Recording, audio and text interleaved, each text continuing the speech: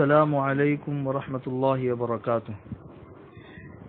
الحمد للہ نحمده ونستعینه ونستغفره ونؤمن به ونتوکل علیہ ونعوذ باللہ من شرور انفسنا ومن سیئات اعمالنا من يهده الله فلا مضل له ومن يضلل فلا هادي له ونشهد ان لا اله الا الله وحده لا شريك له ونشهد ان سيدنا ومولانا محمدا عبده ورسوله صلی اللہ علیہ وعلی آلہ وصحبہ۔ اعوذ باللہ من الشیطان الرجیم، بسم اللہ الرحمن الرحیم۔ انا اعطیناک الکوثر فصل لربک وانحر ان شانئک هو الابتر۔ بھائیو، دوستو اور بزرگوں، مائیں اور بہنیں، اللہ تبارک و تعالی نے ہمیں رمضان دیا اور یہ رمضان بالکل ختم کے قریب ہے۔ اللہ تبارک و تعالی کی طرف سے یہ جو مہمان ملا، اس مہمان کی مسلمانوں نے بہت قدر کی۔ الحمدللہ رمضان کے مہینے میں عبادتیں بھی ہوئی، خیر خیرات بھی ہوئی، اللہ کو راضی کرنے والے بہت سارے کام ہوئے، اور کچھ غلطیاں کوتاہیاں ہوئی، اللہ تبارک و تعالیٰ اسے بھی معاف فرما دیں۔ اللہ تبارک و تعالیٰ کی ایک صفت ہے شکور۔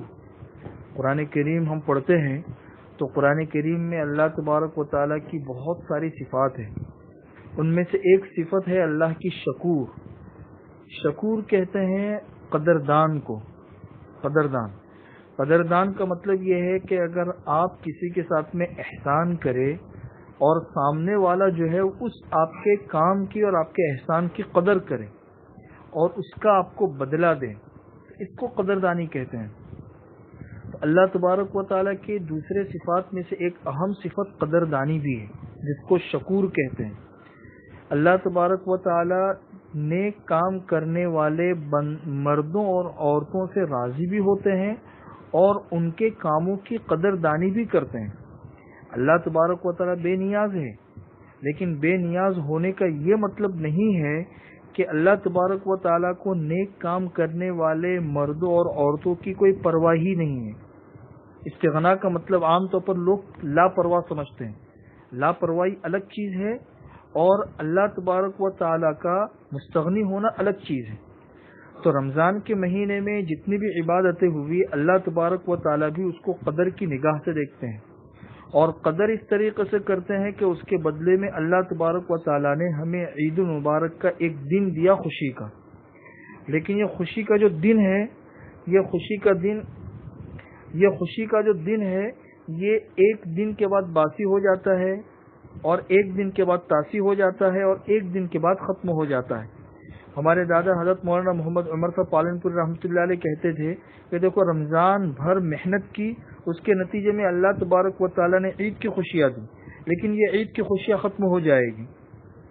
اگر ہم پوری زندگی رمضان المبارک کے مطابق گزاریں گے تو اللہ تبارک و تعالیٰ موت پر ایسی خوشیاں دے گا اور ایسی عید دے گا کہ جس عید کے بعد کوئی وہ عید باسی نہیں ہوگی، تاسی نہیں ہوگی، کبھی ختم نہیں ہوگی۔ اس لیے ایک بات تو یہ سمجھ لے کہ رمضان کی ہی طرح پوری زندگی ہم کو گزارنی ہے۔ مجدد الفسانی رحمۃ اللہ علیہ نے ارشاد فرمایا ہے کہ جس کا رمضان جیسا گزرے گا اس کا سال ویسا ہی گزرے گا۔ اس لیے رمضان کا اخیر ہے، تو اس اخیر کے اندر بھی ہم اللہ تبارک و تعالیٰ کو منا لے، تاکہ پورا رمضان کے بعد کی زندگی بھی ہماری اسی طریقے سے گزرے۔ اور آج کے مسائل میں ابھی آپ لوگوں کو بتا دوں، کیونکہ ابھی والد صاحب کو دعا بھی کرانی ہے، تو ابھی میں آپ لوگوں کو مسائل سمجھا دیتا ہوں کہ رمضان المبارک کے بعد جو عید آتی ہے، اس عید کے دن تو روزہ رکھنا حرام ہے، لیکن اس عید کے بعد دوسری شوال کے ختم ہونے تک 6 روزے رکھنے کا اہتمام کیا جاتا ہے، اور حدیث کے اندر اس کی فضیلت بھی آتی ہے۔ ابو ایوب انصاری رضی اللہ تعالیٰ عنہ کی روایت ہے کہ حضور اکرم صلی اللہ علیہ وسلم نے ارشاد فرمایا کہ من صام رمضان ثم اتبعہ ستا من شوال، جس نے رمضان کا روزہ رکھا اور رمضان کے بعد 6 دن شوال کے اس نے روزے رکھے، تو ایک روایت میں لفظ ہے کہ فَكَأَنَّمَا صَامَ السَّنَةَ كُلَّهَا، یہ ایسا ہے جیسا کہ اس نے پورے سال روزے رکھے ہو۔ اور ایک دوسری روایت کے الفاظ ہے کہ رمضان کا روزہ رکھا رمضان کے، اور اس کے بعد شوال کے 6 روزے رکھے، تو یہ فکانہ کا صیام الدہر کلی، یہ الفاظ ہے، یہ ایسا ہے جیسا اس نے پوری زندگی روزے رکھے ہو. تو رمضان کے روزے اور پھر اس کے بعد شوال کے 6 روزے رکھنے سے پورے سال روزے رکھنا اور پھر اس کے بعد پوری زندگی روزے رکھنا، یہ کس طریقے سے؟ یہ بالکل صاف حساب ہے کہ ہمیں پتہ ہے کہ ہماری حضور اکرم صلی اللہ قرآن کریم کیا کہتا ہے کہ الحسنۃ بعشر امثالها، ایک نیکی 10 گنا ملتی ہے.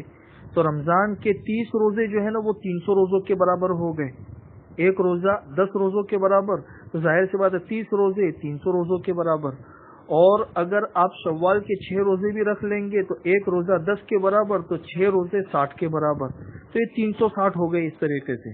اور جس نے اس طریقے سے اپنا معمول بنا لیا تو یہ سمجھ لو گیا کہ اس نے پوری زندگی روزے رکھے. یہ ان دونوں حدیثوں کی تشریح ہے.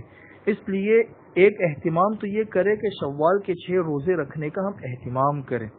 جیسے کتابوں کے اندر بھی ہے کہ ثواب الحسنتی الحسنۃ بعدها، کہ ایک نیکی کا ثواب جو ہے نا اللہ کے یہاں جو ملے گا وہ تو ہے ہی، لیکن دنیا کے اندر نیکی کا نقد ثواب یہ ہے کہ اس کے بعد مستقل دوسری نیکی کرنے کی اللہ کی طرف سے توفیق مل جائے.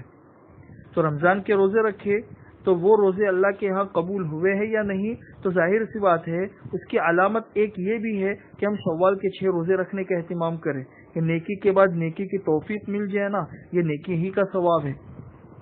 شوال کے جو 6 روزے رکھے جاتے ہیں اس سے متعلق 2-3 مسائل آپ لوگوں کو سمجھا دوں کہ بہت سے لوگوں کے، جیسے بعض عورتوں کے رمضان مبارک کے روزے قضا ہو جاتے ہیں بعض مجبوریوں کی وجہ سے، یا کسی اور کے کسی مجبوری کی وجہ سے روزے قضا ہو گئے، تو بہتر یہ ہے کہ رمضان کے بعد پہلے قضا روزے رکھے اور پھر اس کے بعد شوال کے مسنون روزے رکھے جو نفل اور مستحب روزے ہیں. یہ بہتر ہے اس لیے کہ فرض کا درجہ بڑا ہے نفل اور مستحب کے مقابلے میں. لیکن اس کے باوجود بھی اگر کسی شخص نے پہلے شوال کے روزے رکھے اور پھر اس کے بعد قضا روزے رکھے تو کوئی حرج نہیں ہے، قضا روزے بھی ہو جائیں گے اور شوال کے روزے بھی ہو جائیں گے. دوسرا مسئلہ یہ ہے کہ شوال کے پورے مہینے میں عید کے بعد دوسرے دن سے روزہ رکھنا ضروری نہیں ہے. اگر پورے شوال کے اندر 6 روزے رکھ لیے تو بھی اسی کا ثواب مل جائے گا. تیسرا یہ ہے کہ ان 6 روزوں کو متواتر تسلسل کے ساتھ ایک ساتھ رکھنا ضروری نہیں ہے. ایک دن رکھا، پھر 2-3 دن کے گیپ کے بعد رکھا، پھر 3-4 دن کے گیپ کے بعد رکھا تو بھی وہی فضیلت حاصل ہوگی جو حدیث کے اندر ہے. بس شرط یہ ہے کہ شوال کے مہینے میں یہ روزے پورے ہو جانے چاہیے.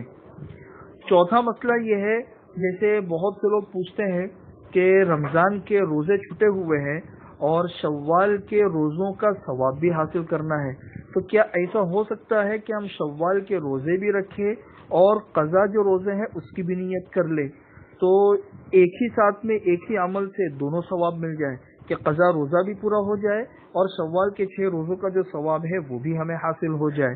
تو کیا یہ ممکن ہے؟ تو اس سلسلے میں اس سے پہلے رمضانوں کے اندر میں وضاحت کے ساتھ آپ لوگوں کو بتا چکا ہوں کہ 2 چیزیں الگ الگ ہیں، اس کو سمجھنے کی ضرورت ہے. فرض اور نفل، ان دونوں کی نیت ایک ساتھ میں نہیں کر سکتے. اگر فرض اور نفل دونوں کی نیتیں ایک ساتھ میں کریں گے تو نفل تو ادا نہیں ہوگا، فرض ادا ہو جائے گا، اس لیے کہ فرض قوی ہے. دونوں کی نیتیں ایک ساتھ میں نہیں ہو سکتی اس لیے کہ دونوں کے درجے الگ الگ ہیں. ہاں البتہ یہ ممکن ہے کہ ایک ہی درجے کی اگر کوئی عبادت ہے اور ایک سے زیادہ نیت کر لی تو کوئی حرج نہیں ہے، سب کا ثواب مل جائے گا. جیسے ایک انسان ہے، یہ مسجد میں داخل ہوا تو مسجد میں داخل وضو کر کے داخل ہوا تو 2 رکعت اس کو نفل پڑھنی ہے. اب اس 2 رکعت نفل کے اندر اس نے تحیت الوضو کی بھی نیت کر لی، تحیت المسجد کی بھی نیت کر لی، شکرانے کی بھی نیت کر لی، حاجت اور توبہ کی بھی نیت کر لی. یہ 5 نیتیں ایک ساتھ میں کی تو سب کا ثواب اس کو مل جائے گا اور 2 رکعت کے اندر کافی ہو جائے گی. کیوں؟ اس لیے کہ یہ ساری کی ساری عبادتیں نفل کی قبیل سے ہیں، سنت کے قبیل سے ہیں. اسی طرح روزوں کے اندر دیکھ لے کہ جیسے عام طور پر انسان جو ہے نا وہ ایام 20 کے روزے رکھتا ہے. ایام 20 کے روزے رکھنا مستون ہے. اسی ایام 20 کے روزوں کے اندر جمعرات یا پیر کا دن بھی آ گیا اور جمعرات اور پیر کا دن روزہ رکھنا یہ مستون ہوتا ہے. اور انہی دنوں کے اندر شوال کے 6 روزوں میں سے کوئی ایک روزہ آ گیا تو ایک ساتھ میں یہ تینوں اگر نیت کر لے کہ بھائی ایام 20 کا ثواب بھی مل جائے، جمعرات یا پیر کے روزے کا ثواب بھی مل جائے، اور شوال کے 6 روزوں میں سے یہ روزہ آیا ہے اس کی جو فضیلت ہے وہ بھی حاصل ہو جائے تو سب کا ثواب انسان کو مل جائے گا۔ لیکن فرض اور نفل دونوں ایک ساتھ میں نیت نہیں کر سکتے کہ شوال کے روزوں کے اندر سنت کی بھی نیت کر لی، قضا کی بھی نیت کر لی، یہ نہیں ہوگا۔ اور اگر کسی نے ایسی نیت کر لی تو پھر قضا روزے ادا ہوں گے، تو مصنون روزہ ادا نہیں ہوگا۔ اس لیے قضا روزے مستقل الگ سے رکھنے ہوں گے، اور شوال کے 6 روزوں کی اگر فضیلت چاہیے تو مستقل الگ سے 6 روزے رکھنے ہوں گے۔ یہ مختصر سے مسائل تھے۔ اللہ تعالیٰ ان سب باتوں پر عمل کرنے کے ہمیں توفیق نصیب فرمائے۔